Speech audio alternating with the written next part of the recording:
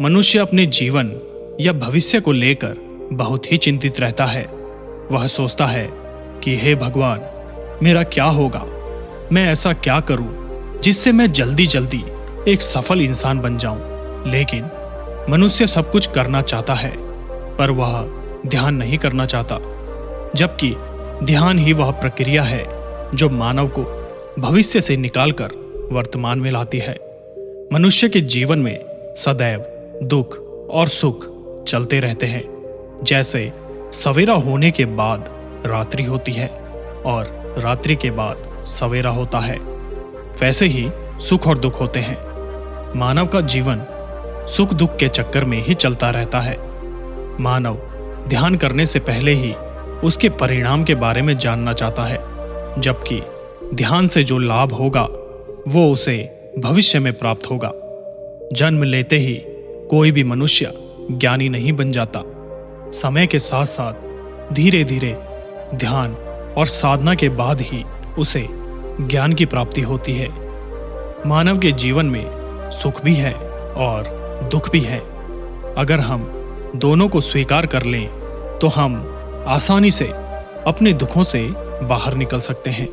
दुखों से बाहर निकलने का एकमात्र तरीका है और वह है ध्यान, क्योंकि हमारे सुख और दुख भविष्य और भूतकाल से जुड़े होते हैं, जबकि ध्यान हमें वर्तमान में जीना सिखाता है। आज मैं आपको दुख और सुख के राज के बारे में बताऊंगा।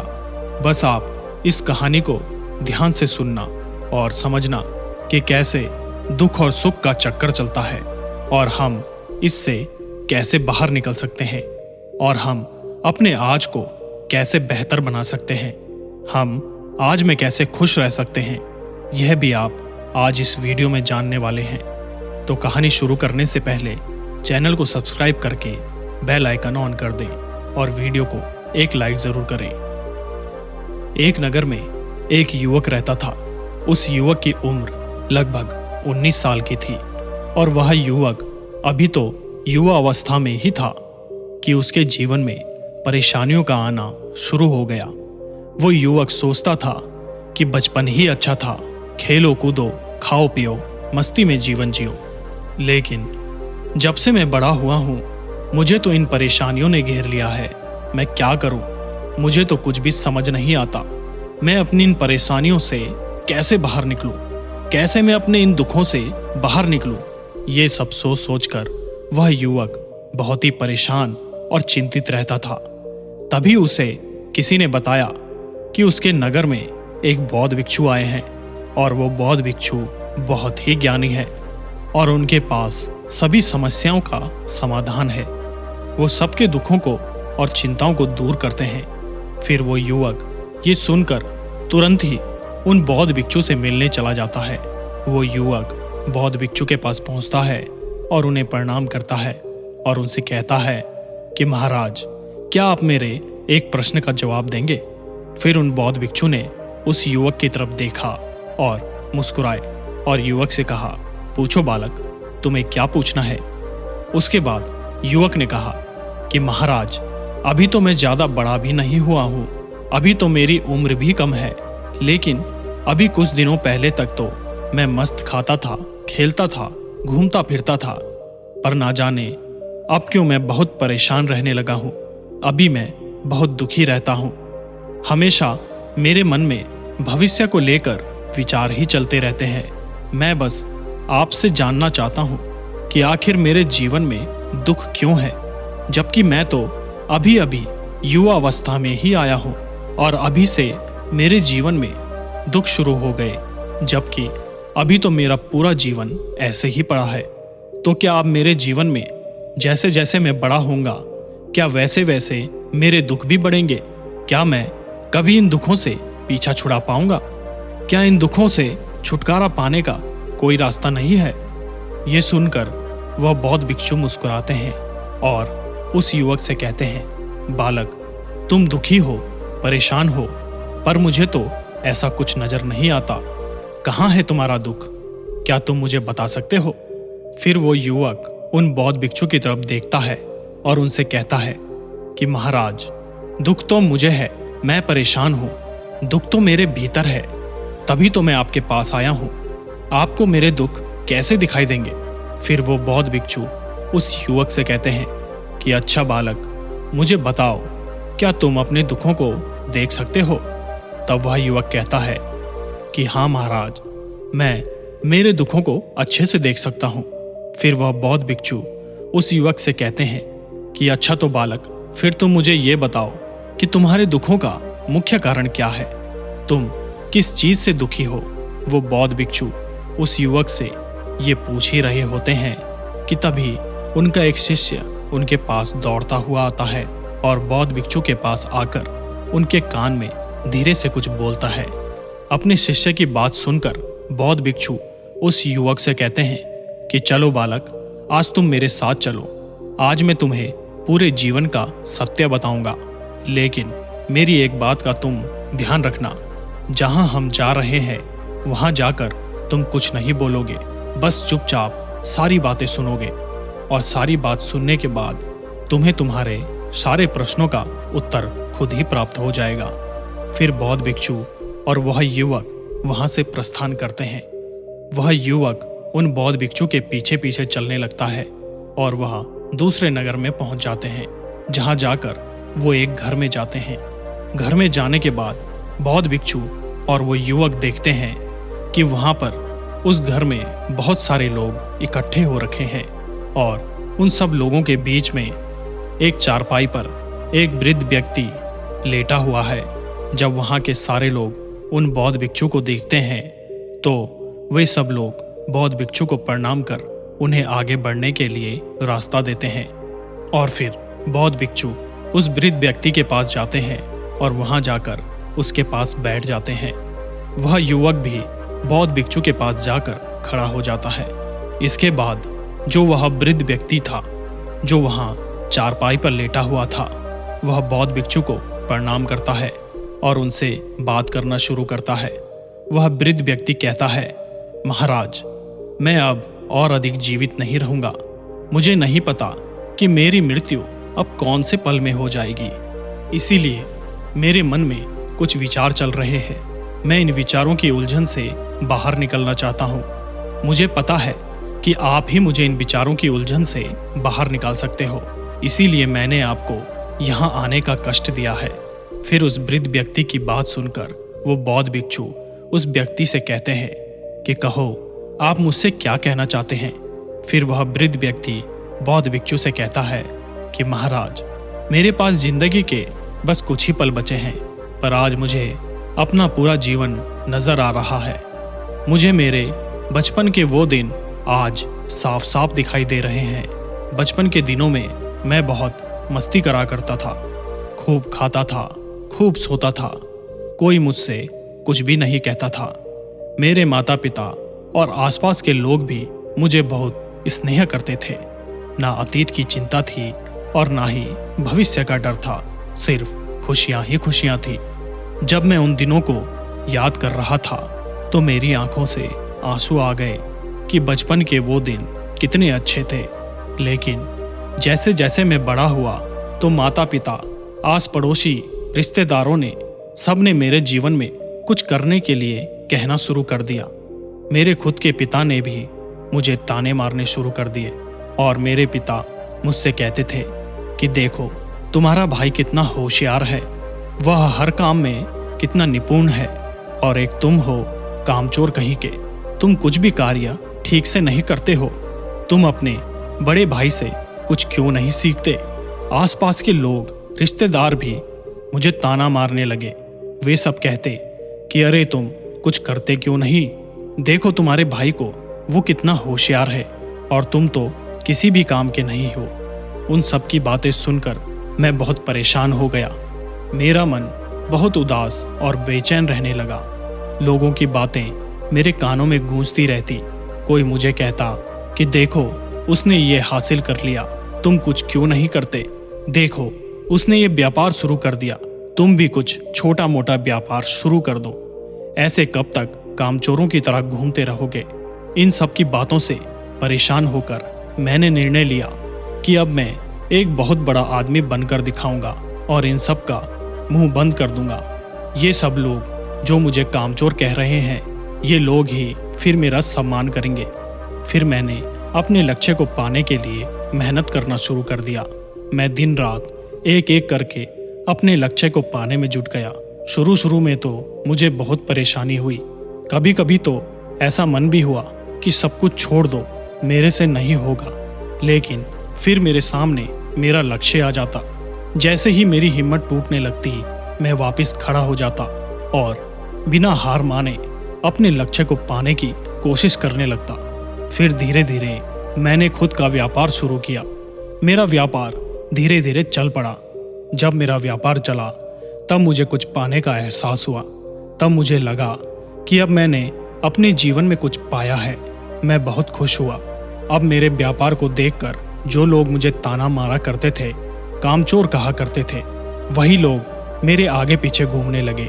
मेरे माता पिता भी अब मुझसे अच्छे से बात करने लगे थे। मेरे पिता बड़े गर्व के साथ सबको मेरे काम के बारे में बता रहे थे। उनसे मेरी तारीफ कर रहे थे कि मेरा व्यापार बहुत ही अच्छे से चल रहा है। फिर कुछ दिनों बाद एक धनवान व्यक्ति ने अपनी बेटी का रिश्ता मेरे लिए भेजा। मेरे घर वालों ने उससे मेरी शादी करवा दी। मेरी पत्नी बहुत ही सुंदर थी और गुणवती भी थी। उसे पाने के बाद मेरी खुशियाँ दोगुनी हो गई, मानो मेरे जीवन में खुशियों की बरसात हो गई हो। शादी के कुछ साल बाद ही मेरी पत्नी का एक पुत्र हुआ। जब मेरा एक पुत्र हुआ तो मेरा वह पुत्र भी बहुत सुंदर था। वह हष्ट-पुष्ट था। उसे देखकर मेरा मन और भी प्रसन्न हो गया और मैंने निश्चय किया मैं और अधिक धन कमाऊंगा और अपने पुत्र का जीवन बेहतर बनाऊंगा। उसका जीवन ऐसा बनाऊंगा कि उसे कभी भी किसी भी चीज की कोई कमी नहीं होगी। फिर मैं और ज्यादा मेहनत करने लगा। फिर कुछ साल बाद मुझे एक और पुत्र हुआ। मेरी खुशियों का कोई ठिकाना नहीं रहा। अब मैंने निश्चय कर लिया कि मैं अपने दोनों पुत्रों को बहुत ही अच्छी परवरिश दूंगा। मैं बहुत मेहनत करने लगा। दिन रात एक करके मैंने अपने परिवार को एक बुलंदी पर पहुंचा दिया। अब मैं नगर का सबसे बड़ा व्यापारी बन चुका था। मेरे जीवन में मैंने सब कुछ पा लिया था। मेरा जीवन बहुत ही अच्छे से व्यतीत हो रहा था। मुझे किसी भी प्रकार का कोई भी दुख नहीं था। मेरे जीवन में खुशियां ही खुशियां थी। पर वो कहते हैं ना कि जीवन तो सुख दुख का सागर है। कभी ना कभी तो दुख आता ही है और जो होता है उसे कोई रोक नहीं सकता। फिर मेरे साथ भी कुछ ऐसा ही हुआ। एक दिन अचानक ही मेरी पत्नी की मृत्यु हो गई और वह मुझे अकेला छोड़कर चली गई, जिससे मुझे बहुत दुख हुआ। मैं अंदर से टूट सा गया। मुझे कुछ भी अच्छा नहीं लगता था और ना कहीं जाना और ना किसी से बात करना। मैं कई दिनों तक अपने कमरे में बंद रहता था। मेरे दोनों बेटों ने मुझे हिम्मत दी। दोनों ने मुझे समझाया कि पिताजी, जो हो गया सो हो गया, हम उसे बदल नहीं सकते, लेकिन हम दोनों भाई आपके साथ हमेशा खड़े हैं। हम दोनों आपका बहुत अच्छे से ख्याल रखेंगे, आपकी हमेशा सेवा करेंगे। आपको किसी भी बात की चिंता करने की आवश्यकता नहीं है। फिर धीरे धीरे मैंने अपने आप को संभाला, खुद को समझाया कि अब मुझे अपनी प्रिय पत्नी के बिना ही जीना पड़ेगा।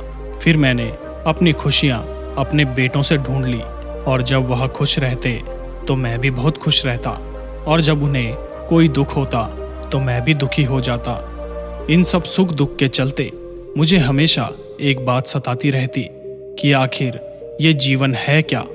मैं इसको कैसे समझूं कि इस दुनिया में क्या है जो मुझे पाना है? मैं कौन हूँ और मैं इस दुनिया में क्या पाने आया हूँ? और ऐसे ही बहुत सारे विचार मेरे मन में उठते रहते। मुझे पता था कि आप ध्यान की ऐसी विधि बताते हो जिससे मनुष्य अपने जीवन की सच्चाई जान पाता है। मैं भी हमेशा यही विचार करता रहता कि मैं पहले अपने जीवन के सभी कार्य पूर्ण कर लूं, सभी दुखों और परेशानियों को खत्म कर दूं, फिर आराम से ध्यान करूंगा। मैं बस यही सब सोचता रहता था और आज तक मैं कभी भी ध्यान नहीं कर पाया। इसी तरह धीरे धीरे समय निकल गया और अब मैं वृद्ध हो गया हूँ और अब मुझे बीमारियों ने भी जकड़ लिया है। वैसे तो मैंने अपने जीवन में बहुत संघर्ष देखे, बहुत कुछ हासिल किया, कभी भी किसी भी चीज की कमी नहीं रही। मेरे पास सब कुछ था, धन दौलत, ऐशो आराम, घर परिवार, मैं हर प्रकार से समृद्ध था। लेकिन जब मैं अपने पूरे जीवन को देखता हूँ तो मुझे मेरे जीवन में बस अपने बचपन के ही दिन अच्छे लगते हैं। फिर वह वृद्ध व्यक्ति उन बौद्ध भिक्षु से कहता है कि महाराज, मुझे ये पता है कि अब मेरे पास जीवन के कुछ ही पल बचे हैं, पर क्या आप मेरे इन कुछ पलों में मुझे कुछ ऐसा बता सकते हो कि जिससे मैं सुकून से मर सकूं, मेरे मन के सारे विचार शांत हो जाएं और मुझे अपने जीवन का असली मतलब समझ में आ जाए, जिससे मैं आसानी से मर सकूं।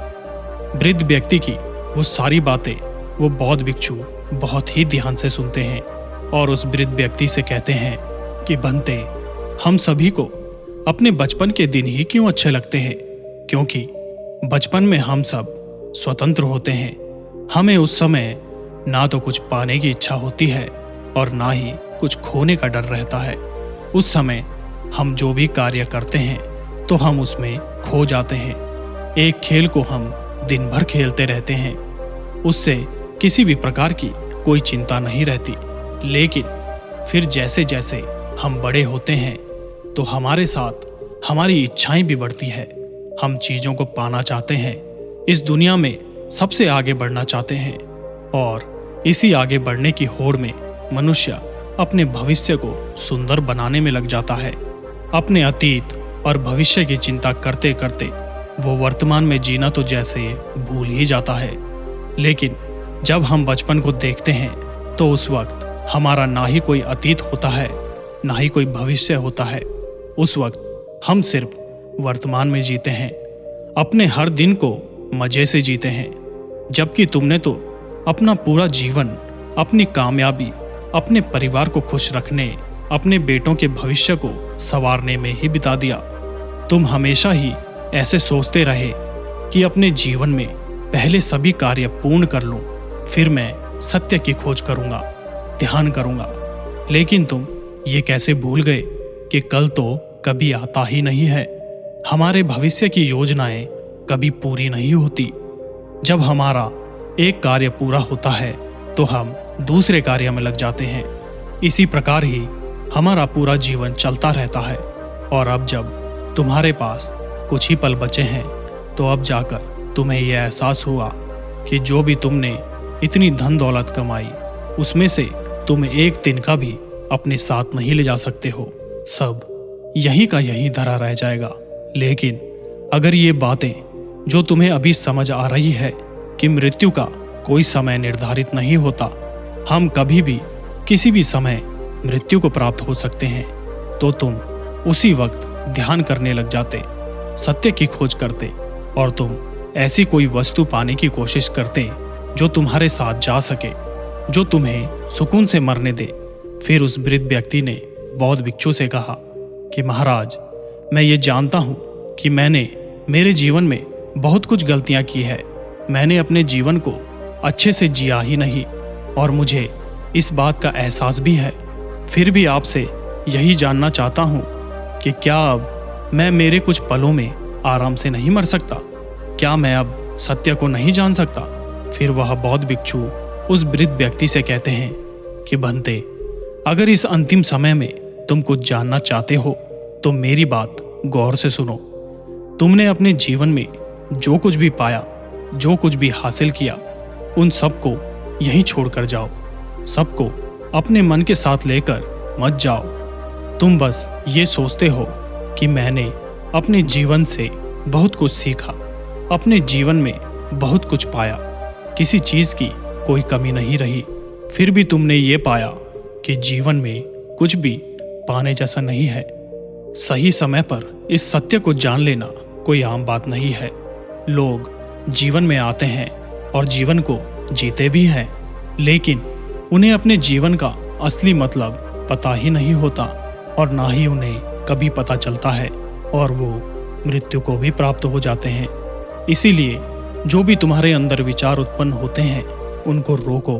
अपने आप से कहो कि मैंने अपने जीवन में जो कुछ भी पाया है जो कुछ भी जानने योग्य बातें थी वह मैंने जान ली है, और अब मेरे जीवन में कुछ भी जानने जैसा नहीं रहा। अब तुम्हारे भीतर किसी भी प्रकार का कोई विचार नहीं रहेगा, तो तुम निश्चिंत होकर मृत्यु को प्राप्त हो जाओगे।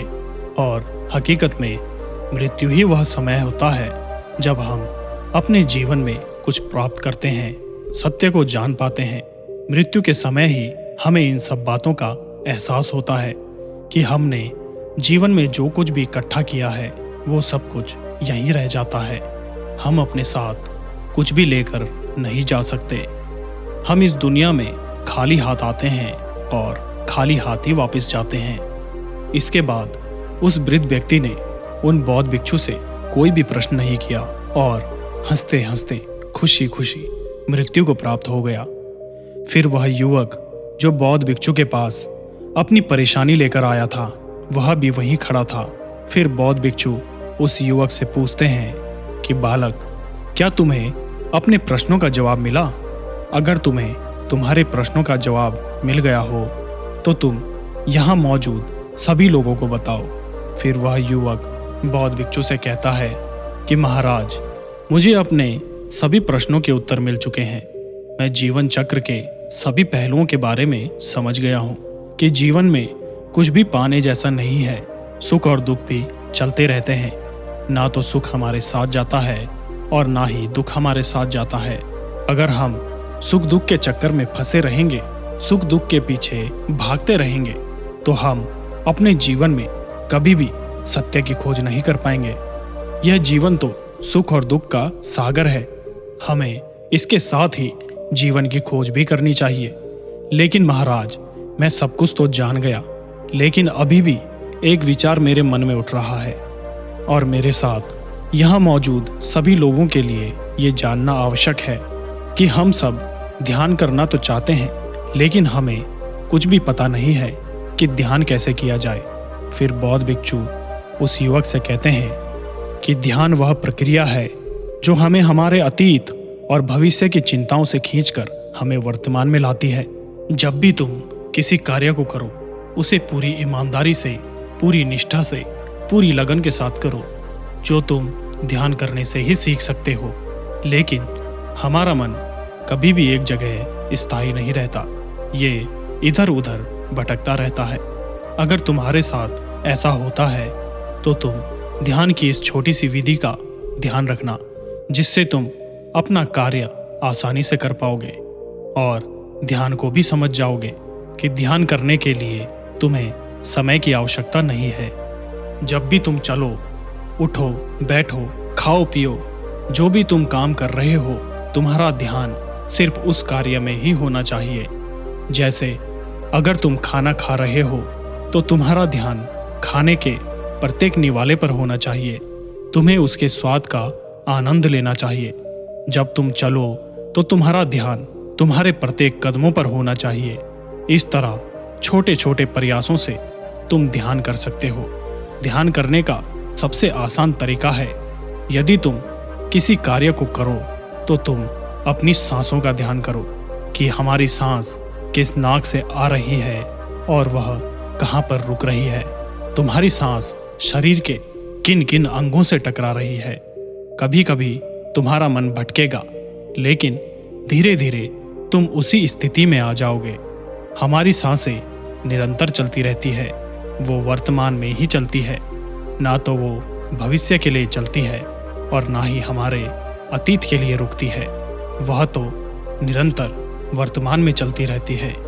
जब हम अपनी सांसों पर अपना पूर्ण रूप से ध्यान कर लेंगे तो हमें भी वर्तमान में होने का एहसास होगा और फिर हमारे मन में भविष्य के विचार आना धीरे धीरे बंद हो जाएंगे। फिर एक दिन ऐसा आएगा कि हमारे मस्तिष्क से सारे विचार एक दिन खत्म हो जाएंगे और हम ज्ञान की प्राप्ति कर लेंगे। हमें सब कुछ प्राप्त हो जाएगा। बौद्ध भिक्षु की ये बातें सुनकर वो बालक उनका धन्यवाद कर उनसे कहता है कि महाराज, आपने हमारे जीवन में ज्ञान का जो प्रकाश रूपी मार्ग बताया है, मैं उस मार्ग पर चलने की अपनी पूरी कोशिश करूंगा, जिससे मैं भविष्य और अतीत की चिंता किए बिना ही वर्तमान में जी सकूं। तो दोस्तों, हम सभी अपने जीवन में भविष्य और अतीत की चिंताओं को लेकर जीते हैं। भविष्य और अतीत के बोझ को लेकर अपने जीवन में चलते हैं। और आप जो इस वक्त इस वीडियो को देख रहे हैं, आपके जीवन में भी यही सब परेशानी चल रही है, इसीलिए आप इस वीडियो पर आए हैं। दोस्तों, हम सभी अपने जीवन में एक लक्ष्य निर्धारित करते हैं और उस लक्ष्य के बारे में हमेशा सोचते रहते हैं कि ये कैसे प्राप्त होगा, मैं इसे प्राप्त करने के लिए क्या करूं। लेकिन लक्ष्य के बारे में सोचने से लक्ष्य की प्राप्ति नहीं होती। आपको लक्ष्य को अपने ध्यान में रखना है, लेकिन अपने कार्य को उस लक्ष्य को पाने के लिए पूरी लगन के साथ करना है।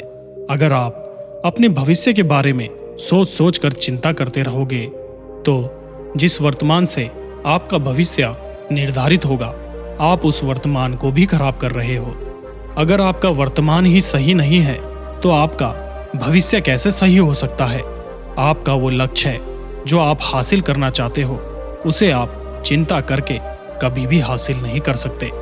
आपको उसके लिए अपने मन को अपने काबू में लाकर आप जो कार्य कर रहे हो, उस कार्य में पूरी ईमानदारी से, पूरी निष्ठा से लगाना होगा।